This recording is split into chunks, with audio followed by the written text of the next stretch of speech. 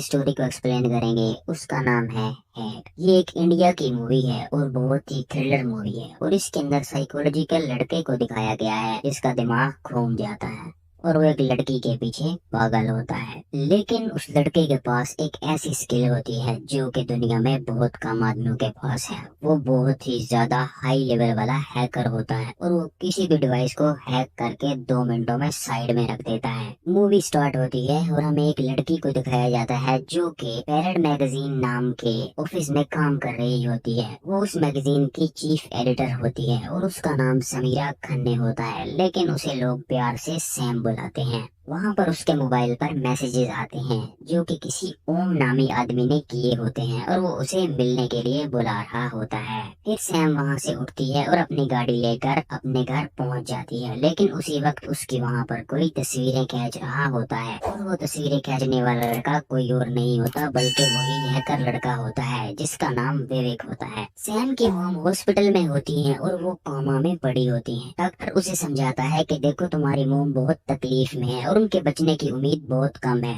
तो हम उनको इंजेक्शन देकर मार देते हैं ताकि उनको सुकून मिल जाए। लेकिन सैम कहती है कि मेरी जिंदगी में कोई ना कोई मिरेकल होता है और मैं उसका इंतजार कर रही हूँ। सैम अपने घर वापस आ जाती है। जैसे ही वो अपनी पार्किंग लॉट में पहुँचती है तो वहाँ पर हमें विवेक दिखाया जाता है जो कि उसका दोस्त होता है।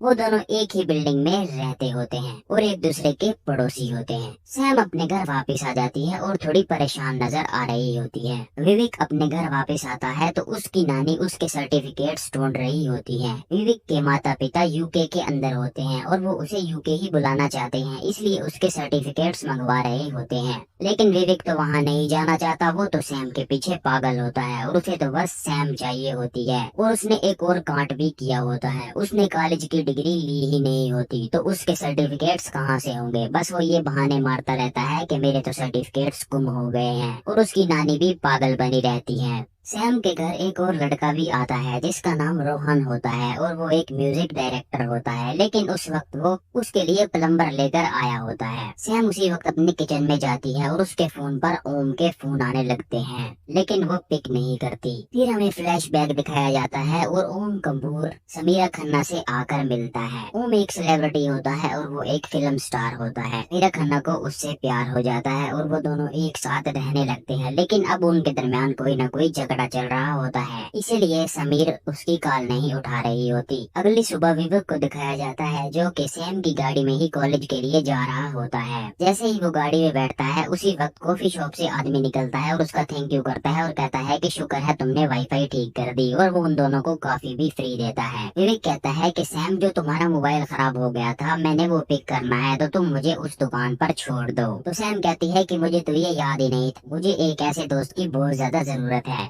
और तुम वही दोस्त हो। विवेक मोबाइल लेने जाता है लेकिन मोबाइल तो दुकानदार ने और ज्यादा खराब कर दिया होता है और उसके सारे पुर्जे भी निकाल लिए होते हैं। विवेक उस पर गुस्सा होता है, लेकिन दुकानदार कहता है कि इस इलाके में सबसे पहले दुकान मेरी थी और तुम 18 साल के बच्चे मुझे कारीगरी सिखाओगे। विवेक को गुस्सा चढ़ता है और वो वहाँ से चुपचाप निकल जाता है और सैम को कॉल करके कहता है कि तुम्हारा फोन 2 दिन में ठीक होगा। सैम अपने ऑफिस में होती है और अपने ऑफिस की मीटिंग खत्म करते ही जैसे ही वो बाहर निकलती है तो ओम कपूर का नौकर उसको लेने के लिए आया हुआ होता है। पहले तो वो थोड़ी नाराजगी दिखाती है लेकिन फिर उसके साथ चल पड़ती है और जाकर ओम कपूर से मिलती है और उसी वक्त वो विवेक उसकी पिक्चर्स भी खींच रहा होता है। विवेक तो अपने क्लासरूम के अंदर चला जाता है। सैम ओम को कहती है कि तुम अपनी पुरानी बीवी को डिवोर्स कब दोगे, तुम कहते हो कि तुम मुझसे प्यार करते हो लेकिन तुम उसको डिवोर्स क्यों नहीं दे रहे। लेकिन ओम तो एक ऐसा लड़का होता है जो कि लड़कियों के साथ खेलता है और वो उसके साथ फ्लर्ट कर रहा होता है। तो ओम उसे कहता है कि हाँ मैं जल्दी उसको तलाक दे दूंगा और अगर तुम मुझसे प्यार करती हो तो तुम्हें थोड़ा सा वेट करना होगा।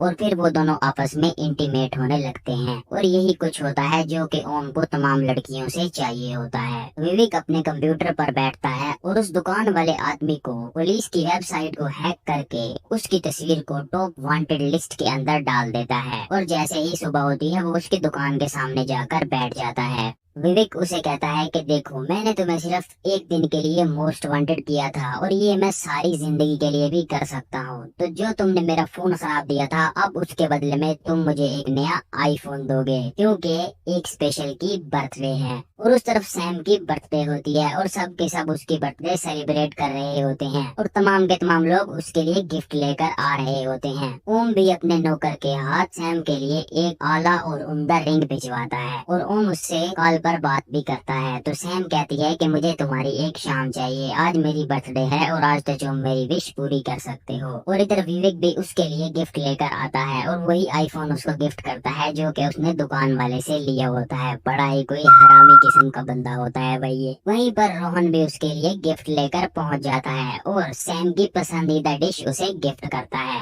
अब सैम को सिर्फ और सिर्फ ओम का इंतजार होता है क्योंकि वही उसके लिए सबसे स्पेशल होता है, क्योंकि वो उससे प्यार करती है। वो उसको फोन करती है लेकिन ओम उधर किसी और ही लड़की के साथ बिजी होता है तो वो उसके फोन ही नहीं उठाता। जैसे ही सैम वापस आती है तो रोहन वहाँ पर गाना गा रहा होता है। गाना सुनकर सैम और ज्यादा परेशान हो जाती है और अपने आप को बिल्कुल अकेला फील करती है और वो शराब पीने लगती है। विवेक भी ये सब करते हुए उसे देख रहा होता है और वो भी उसी के साथ ही शराब पी रहा होता है। जैसे ही पार्टी खत्म होती है तो फिर हमें दिखाया जाता है कि सैम सोफे के ऊपर निढाल पड़ी है और उसे अपने आशिक का गम है क्योंकि वो तो उसकी बर्थडे पार्टी पर आया ही नहीं। और विवेक उसके बर्तन वगैरह सेट कर रहा होता है। विवेक कहता है कि देखो तुम्हारी हालत खराब है तो मैं तुम्हारी मदद कर दूंगा, लेकिन उसी वक्त सैम उठने लगती है और उसके हाथ से गिलास गिर जाता है और फिर सैम रोने लगती है। विवेक उससे जाकर दिलासा देता है और कहता है कि कोई बात नहीं, अगर वो तुम्हें धोखा दे गया तो मैं हूं ना तुम्हारा ख्याल रखने के लिए। और वहाँ पर सैम बहुत ज्यादा अकेला फील करती है और वो अपने आप को कंट्रोल नहीं कर पाती और वो विवेक के साथ भी इंटीमेट हो जाती है। और यही सैम की सबसे बड़ी गलती होती है। जब सैम की सुबह आँख खुलती है और वो विवेक को अपने साथ लेटा हुआ देखती है तो तब उसे रियलाइज होता है कि मैं कितनी बड़ी गलती कर बैठी हूँ। और उसी वक्त वहाँ पर बाहर ओम भी आ जाता है जो कि उससे मिलने के लिए आया होता है, लेकिन सैम दरवाजा ही नहीं खोलती। और विवेक कहता है कि देखो मैं सब कुछ संभाल सकता हूँ, तुम दरवाजा खोल दो, मैं उसे बता दूंगा कि तुम मेरे साथ रिलेशन में हो। लेकिन सैम उसे कुछ भी नहीं कहती और वो तैयार होकर अपने ऑफिस में पहुँच जाती है। विवेक सैम के ऑफिस में उसके लिए लंच लेकर पहुँच जाता है। सैम रात के वाकये की वजह से थोड़ी सी परेशान होती है और वो अपने काम पर ध्यान नहीं दे पाती तो उसकी सीईओ उसकी बेइज्जती भी करती है जो कि सैम बाहर से बैठा हुआ सुन लेता है और उसको बहुत गुस्सा आता है कि ये सैम की बेइज्जती क्यों कर रही है। सैम उसे बाहर ले जाती है और उसे कहती है कि ये क्या तरीका है, तुम मेरे लिए इस तरह खाना क्यों लेकर आए हो और तुमने मेरे कोलीग्स को मेरे साथ से उठाकर क्यों भगा दिया, ये कोई अच्छी बात नहीं है। लेकिन विवेक कहता है कि मैं तुम्हारा बॉयफ्रेंड हूँ, मैं ये काम तो कर ही सकता हूँ। उसी दिन रात को दोबारा से हमें विवेक को अपने कंप्यूटर पर हैकिंग करते हुए दिखाया जाता है। जब सुबह सैम अपने ऑफिस में पहुंचती है तो ऑफिस में खलबली मची होती है क्योंकि ऑफिस की एक बहुत ही ज्यादा खुफिया मेल लीक हो चुकी होती है। उसी वक्त विवेक उसे कॉल करता है और कहता है कि देखो मैंने तुम्हारे लिए क्या कर दिया, तुम्हारी सीईओ ने तुम्हारी बेइज्जती की थी और मुझसे बर्दाश्त नहीं हुई और इसीलिए मैंने उसके सारे शेयर्स डाउन कर दिए। अब उनकी रेपुटेशन खराब हो चुकी है और सब के सब शेयर होल्डर्स भी उनसे दूर हो जाएंगे। तो तुम बेहतर समझ सकती हो कि मैं तुमसे कितना प्यार करता हूँ। लेकिन सैम ये सुनकर और ज्यादा परेशान हो जाती है और कहती है कि तुम मुझे कॉफी शॉप में मिलो। सैम विवेक से बात करती है और उस पर गुस्सा होती है और कहती है कि देखो तुम 19 साल के हो और तुम मेरे साथ रिलेशन नहीं चला सकते। लेकिन विवेक कहता है कि जब तुम उस रात मेरे साथ मजे कर रही थी तब तुम्हें ये बात का ख्याल नहीं था कि मैं 19 साल का हूँ। ये बात सुनकर सैम उसके मुंह पर थप्पड़ मार देती है और वहाँ से गुस्से में चली जाती है और कहती है कि तुम आइंदा के बाद मेरे साथ राब्ता ना करना। और यही होता है विवेक का टर्निंग पॉइंट। विवेक यहाँ पर पागल हो जाता है और बिल्कुल एक साइकोलॉजिकल डिसऑर्डर वाला आदमी बन जाता है क्योंकि वो सैम के पीछे पागल होता है और अब वो कुछ भी करके सैम को पाना चाहता है। उसी दिन रात को विवेक चोरी छुपे पाइप के जरिए उसके अपार्टमेंट में घुस जाता है और उसके घर में जगह जगह कैमरे और माइक्रोफोन इंसर्ट करके आ जाता है। और वो शहर से बाहर एक गैस स्टेशन भी किराए पर ले लेता है जिसके अंदर वो अपना पूरे का पूरा सेटअप बना लेता है। और वो ऐसा सेटअप बनाता है जो कि हमारे जैसे लड़कों का गेमिंग सेटअप का ख्वाब होता है कि हमारे पास भी ऐसा सेटअप हो। लेकिन वो तो भाई साहब हैकिंग के लिए ही ऐसा धमाकेदार सेटअप बनाता है कि हम देखकर दंग रह जाते हैं। विवेक सैम के मोबाइल फोन को भी हैक कर लेता है और उसके ऊपर नजर रखना शुरू कर देता है। सैम जैसे ही सुबह अपने ऑफिस में पहुंचती है तो उसे पता चलता है कि उसके साथ तो एक और कांड हो चुका है क्योंकि आईटी एक्सपर्ट्स ने पता लगाया होता है कि वो जो ईमेल लीक हुई थी वो तो सैम के लैपटॉप से ही हुई थी और ये सब कुछ किया होता है विवेक ने। तो उसकी सीईओ उसे वहाँ से फायर कर देती है और कहती है कि तुम अब इस कंपनी में काम नहीं कर सकती। अब सैम की जिंदगी बर्बाद हो जाती है और वो वहाँ से सारा सामान वगैरह उठाकर चली जाती है और वो अपनी मोम के पास पहुंच जाती है। वो वहाँ पर परेशान बैठी होती है कि अब क्या किया जाए। उसी वक्त उसके मोबाइल फोन से विवेक की आवाज आने लगती है, जो कह रहा होता है कि अब तुम्हें पता चला कि मैं क्या कर सकता हूँ। और फिर वो फोन तो बिल्कुल बंद ही नहीं होता। आईसीयू के अंदर इतना शोर होने की वजह से डॉक्टर उसे कहता है कि तुम यहाँ से बाहर चले जाओ। वो स्टोर रूम के अंदर घुस जाती है। विवेक भी स्टोर रूम का कैमरा हैक करके उसे देख रहा होता है, लेकिन वो फोन चुप होने का नाम ही नहीं ले रहा होता। तो सैम गुस्से के अंदर उस फोन को तोड़ देती है। विवेक उसे कहता है कि तुम्हारे पास 24 घंटे का टाइम है, तुम मुझे खुद फोन करके अपने पास बुलाओगी और तुम मुझे कहोगी कि मैं तुमसे प्यार करती हूँ। रोहन को बिल्डिंग के नीचे शोर सुनाई देता है। जब वो देखने के लिए जाता है तो सैम अपनी गाड़ी के अंदर बेहोश पड़ी होती है। वो उसे उठाकर उसके कमरे के अंदर लेटा देता है और विवेक भी ये सब कुछ कैमरा के जरिए देख रहा होता है। विवेक कहता है कि हाँ हाँ तुम इसे सुलाओ और मैं इसे लगातार जगाता रहूंगा। अगले दिन सैम विवेक के बारे में ओम को सब कुछ बता देती है। तो ओम उससे सॉरी करता है और कहता है कि इसमें तुम्हारी कोई गलती नहीं है। अगर मैं उस शाम तुमको अकेला ना छोड़ता तो तुम ये सब कुछ ना करती और इसका कोई मसला नहीं है। और ये सब कुछ भी अपना विवेक मास्टर कैमरे के जरिए देख ही रहा होता है। तो ओम कहता है कि मैं इतना बड़ा सेलिब्रिटी हूँ, मैं सिर्फ एक फोन घुमाऊंगा और वो उसे पुलिस वाले उसे उठाकर ले जाएंगे, तो तुम्हें परेशान होने की जरूरत नहीं। तुम मेरे साथ एक ट्रिप पर चलो, मैं गोवा में शूटिंग के लिए जा रहा हूँ, तो तुम भी मेरे साथ आ सकती हो। तो सैम खुश होकर उसके साथ चली जाती है और वो वहाँ पर अच्छी जिंदगी गुजारते हैं। लेकिन हमारा विवेक तो बहुत बड़ा सिग्मा होता है। वो गोवा के होटल के कैमरे भी हैक कर लेता है और उनकी फोटोज और वीडियो बना लेता है और वो एक चाल चलता है। वो इन दोनों की नेक्ड फोटोज इंटरनेट पर वायरल कर देता है। जैसे ही गोवा से ओम वापस आता है तो उसके सामने मीडिया वाले उसका इंतजार कर रहे होते हैं और उससे काफी सवालात करते हैं। लेकिन उसी वक्त ओम का नौकर गाड़ी लेकर आता है और उसे वहाँ से बचा कर ले जाता है और सैम वहाँ पर मुंह देखती रह जाती है कि मुझे तो कोई लेकर ही नहीं गया। यहाँ पर सैम के साथ प्रैंक हो जाता है। अगले दिन ओम कपूर मीडिया पर ऐलान कर देता है और कहता है कि देखो, मेरा सैम के साथ कोई रिलेशन नहीं है, मैं तो अपनी बीवी से ही प्यार करता हूँ और मैं इसको कभी भी डिवोर्स नहीं दूंगा। तो यहाँ पर सैम को एक और बड़ा झटका लगता है। जैसे ही वो अपनी मोम के पास पहुँचती है तो सामने विवेक बैठा होता है। वो फिर विवेक से बात करती है और विवेक कहती है कि अब भी तुम्हें मुझ पर यकीन नहीं कि मैं तुम्हारे साथ क्या कर सकता हूँ, तो तुम एक मजबूर लड़की हो और तुम्हें मेरी बात माननी ही होगी। और अब तो विवेक बिल्कुल ही सरफिरा बन जाता है। वो अपनी मेड को सैम के कपड़े देता है और कहता है कि तुम सैम की खुशबू लगा कर आओ और मेरे लिए बिल्कुल सैम बन जाओ। लेकिन अफकोर्स कोई लड़की सैम कैसे बन सकती है, तो वो उस पर गुस्सा हो जाता है और उसका गला दबाने लगता है। लेकिन थोड़ी देर बाद वो उसे छोड़ देता है तो उसकी मेड वहाँ से भाग जाती है। फिर रोहन को नीचे ऑटो की आवाज आती है। जब वो देखता है तो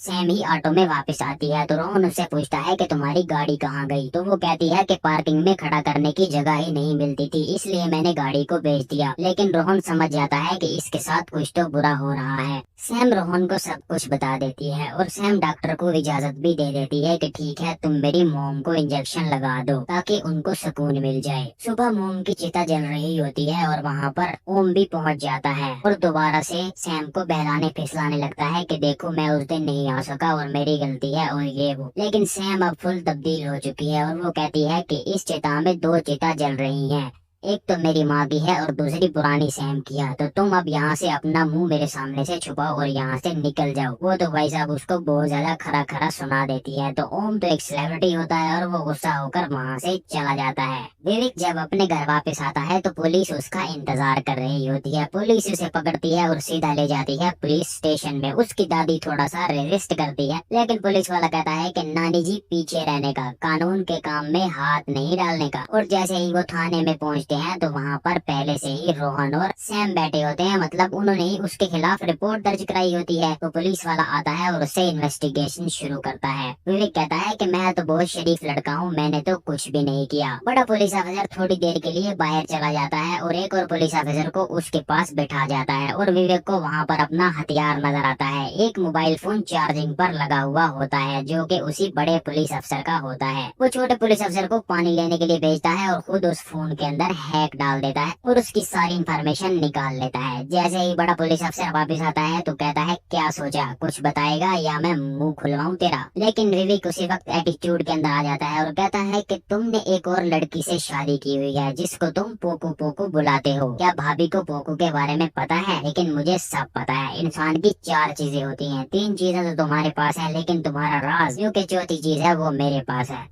तो अब तुम आराम से सैम को फोन करो और कहो कि वो लड़का बेगुनाह है। पुलिस वाले को भी अपनी पड़ जाती है, क्योंकि उसने भी दो दो बीवियों के साथ खेल खेला होता है और दोनों को एक दूसरे के बारे में पता ही नहीं होता। तो वो सैम को कॉल करता है और कहता है कि लड़का बेकसूर है, उसने कुछ भी नहीं किया। तो सैम और रोहन को समझ आ जाती है कि उसने उस पुलिस अफसर के साथ भी कुछ बुरा ही कर दिया है। इधर विवेक सैम की सब के सब सोशल मीडिया अकाउंट भी हैक कर लेता है और उस पर सारी पोस्टें लगा देता है कि मैं अब गरीब हो चुकी हूँ, मेरी नौकरी जा चुकी है, मेरा ये हो चुका है, मेरा वो जो हो चुका है। यानी कि वो उसको पूरे माशरे के अंदर बदनाम करना चाहता है और साइबर क्राइम का बादशाह बन चुका होता है। उसकी नानी उससे पूछती है कि आखिर तुम्हें पुलिस क्यों ले गई थी? तो विवेक कहता है कि उनको एक गलत फहमी हो गई थी, उन्होंने किसी और विवेक को पकड़ना था, लेकिन वो तो मुझे ही पकड़ रहे थे। और उधर रोहन को जब ये पता चलता है कि उसने सोशल मीडिया अकाउंट हैक कर लिया है तो उसको बहुत गुस्सा चढ़ता है और वो सीधा विवेक के अपार्टमेंट में आता है और विवेक के साथ लड़ने लग जाता है। लेकिन उसी वक्त सिक्योरिटी गार्ड आ जाता है और उनको छुड़ा कर ले जाता है। उसकी नानी विवेक से फिर पूछती है क्या है तुमने ऐसा क्या किया है? रोहन सोसाइटी का सबसे अच्छा लड़का है। रोहन और सैम अपने घर वापस चले जाते हैं और रोहन सैम का बहुत ज्यादा ख्याल रखता है और उसे एक गाना गाकर भी सुनाता है। सैम रात को सोती भी उसी के पास ही है, क्योंकि उसको अपने अपार्टमेंट में नींद नहीं आ रही होती। सुबह होते ही वो एक IT एक्सपर्ट को बुलाते हैं और कहते हैं कि हमारा पूरा घर हैक हो चुका है, तुम्हें यहाँ पर हैक सारे का सारा हटाना है। तो IT एक्सपर्ट बहुत शौकी मारता है कि ये तो सिर्फ 2 मिनट का काम है, तो हम शुरू करते हैं तुम्हारे लैपटॉप से। लेकिन जैसे ही वो लैपटॉप खोलता है तो सामने ही सामने विवेक वीडियो कॉल पर बैठा होता है और कहता है कि क्या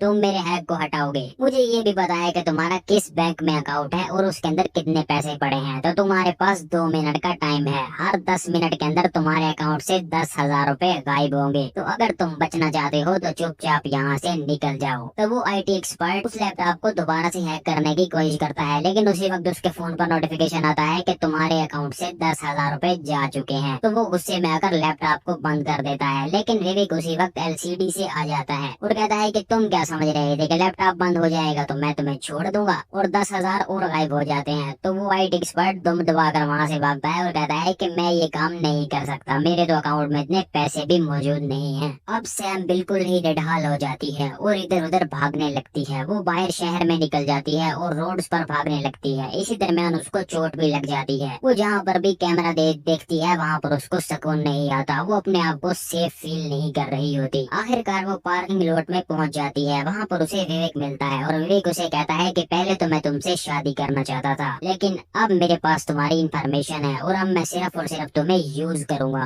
तो तुम्हारे पास 24 घंटे का टाइम है, तुमने मुझे अपने पास होटल के अंदर बुलाना है और तुम खुद मुझे फोन कर कर बुलाओगी और मैं तुम्हारे साथ आकर वहाँ पर रात गुजारूंगा। अब सैम और रोहन एक प्लान बनाते हैं। वो एक ऐसे बार के अंदर जाते हैं जहाँ पर बहुत ज्यादा म्यूजिक होता है और वो वहाँ पर बैठकर आपस में एक प्लान बना रहे होते हैं। विवेक उन्हें सुनने की कोशिश करता है, लेकिन हाई म्यूजिक होने की वजह से वो उन्हें सुन नहीं पाता, लेकिन सिर्फ देख पाता है। वो वहाँ पर बैठकर अपने प्लान की पूरी प्लानिंग कर लेते हैं कि हमने किस तरह से क्या काम करना है। उसकी इन्वेस्टिगेशन शुरू कर देता है और उसकी पिक्चर्स भी लेने लग जाता है और उस पिक्चर्स के अंदर उसकी मेड की पिक्चर्स भी आ जाती हैं। जब रोहन सैम को सारी की सारी पिक्चर्स ला कर देता है तो सैम को पता चलता है कि देखो, अगर ये लड़की इसकी मेड है तो इसके पास इतना महंगा बैग क्या कर रहा है? कोई एक मेड लड़की इतना महंगा बैग तो नहीं ले सकती। तो उनको उस पर शक होता है और वो विवेक को छोड़कर उस मेड का पीछा करने लगे हैं और उससे पता लगाने की कोशिश करते हैं। लेकिन मसला ये होता है कि विवेक उन पर हर वक्त नजर रखे हुए होता है और उनकी लोकेशन भी ट्रैक कर रहा होता है। वो एक खतरनाक प्लान बनाते हैं। विवेक उनकी लोकेशन ट्रैक कर रहा होता है। वो एक इशारे पर जाकर रुकते हैं और वहाँ से अपने मोबाइल फोन किसी और गाड़ी वाले को दे देते हैं और खुद दूसरी साइड में निकल जाते हैं। वो असल में उसकी मेड के पीछे गए होते हैं। वो उसकी मेड का पीछा करते हैं और उसका पीछा करते करते उस तक पहुँच जाते हैं और फिर उससे इन्वेस्टिगेशन करते हैं। तो वो मेड बताती है कि मैं भी तुम्हारे जैसे ही एक लड़की हूँ और विवेक के पास मेरे बहुत ज्यादा गंदे पिक्चर्स हैं और अगर उसने वो इंटरनेट पर डाल दिए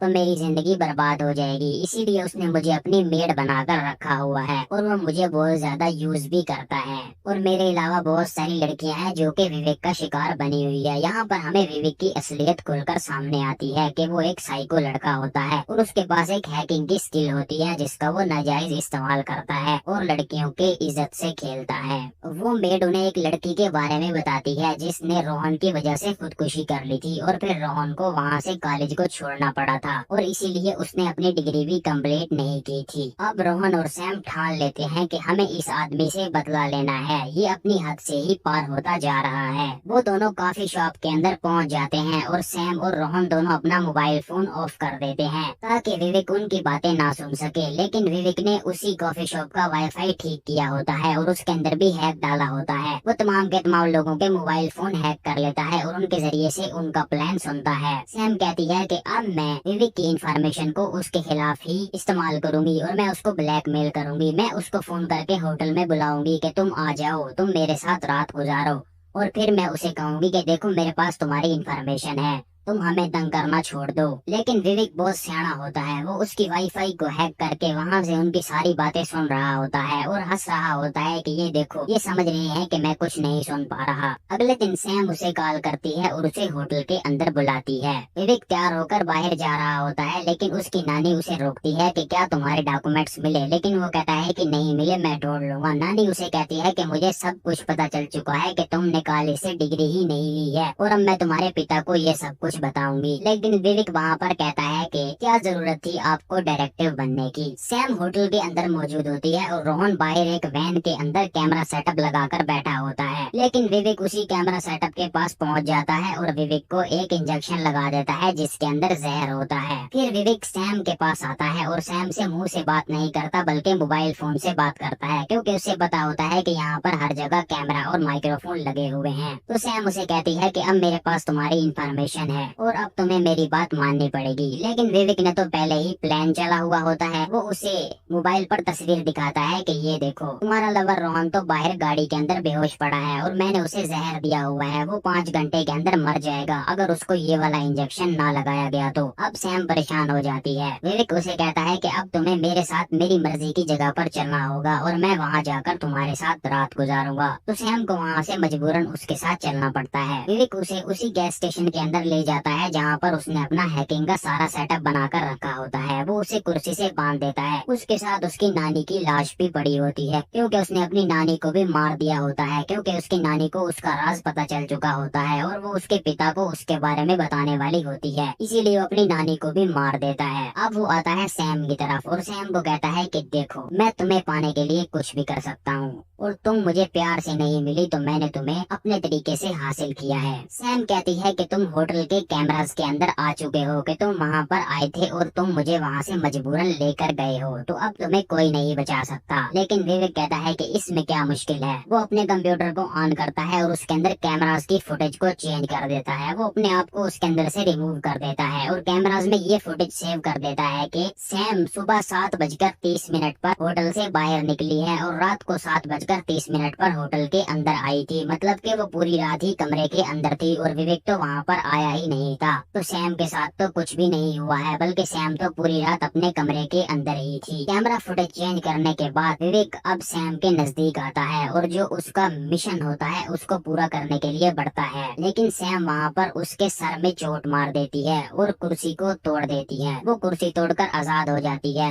वो एक रॉड उठा लेती है और उसको मारने लगती है और फिर वहाँ पर अपना प्लान बताती है कि मैंने तुम्हारे साथ क्या प्लान चला है, कि ये जो तुम सब कुछ कर रहे हो ये मेरे ही प्लान का हिस्सा था। मैंने ही तुम्हें जानबूझकर अपना सारा प्लान सुनवाया था ताकि तुम ये अमल कर सको। मुझे पता था कि तुमने उस कॉफी शॉप की वाईफाई ठीक की हुई है और तुम हमारा प्लान सुन रहे हो और अब मुझे भी कोई भी नहीं पकड़ सकता, क्योंकि तुम खुद ही अपने हाथों से कैमरा फुटेज चेंज कर चुके हो कि मैं तो सारी की सारी रात होटल के अंदर ही मौजूद थी। तो विवेक को इस गैस स्टेशन के अंदर किसने मार दिया, तो मैं तो बिल्कुल बेकसूर हो जाऊंगी। और यहाँ पर हमें पता चलता है कि सैम का दिमाग भी कोई आम दिमाग नहीं है, उसने भी एक धांसू प्लान चला है। उसने विवेक के प्लान के अंदर ही अपने प्लान को फिट कर दिया है और विवेक को ही फंसा दिया है। वो ये सब कुछ उसे बताती है और फिर उसे आराम के साथ मार देती है। फिर हमें प्रेजेंट का सीन दिखाया जाता है। पुलिस सैम से इन्वेस्टिगेशन कर रही होती है। तो सैम कहती है कि आपको फुटेज के अंदर साफ साफ नजर आ रहा है कि मैं तो पूरी की पूरी रात उसी रूम के अंदर थी, तो विवेक को मैंने तो नहीं नहीं मारा तो पुलिस उसे बाइज्जत बरी कर देती है। रोहन और सैम दोनों बाहर निकलते हैं और रोहन उसे कहता है कि अब ये वो सैम है जो कि अपने लिए एक खुद मैगजीन बनाएगी और अपनी कंपनी खड़ा करेगी और मैं बनूंगा म्यूजिक डायरेक्टर। यहाँ पर ये मूवी खत्म हो जाती है और इस मूवी से हमें बहुत अच्छा सबक सीखने को मिलता है। अगर आप इस तरह की मूवीज की और ज्यादा एक्सप्लेनेशन सुनना चाहते हैं तो हमारे चैनल को सब्सक्राइब कीजिए और अगर आपको हमारी वीडियो पसंद आई है तो इस वीडियो को लाइक कीजिए। तो अपना ख्याल रखिए और दुआओं में हमें याद रखिए।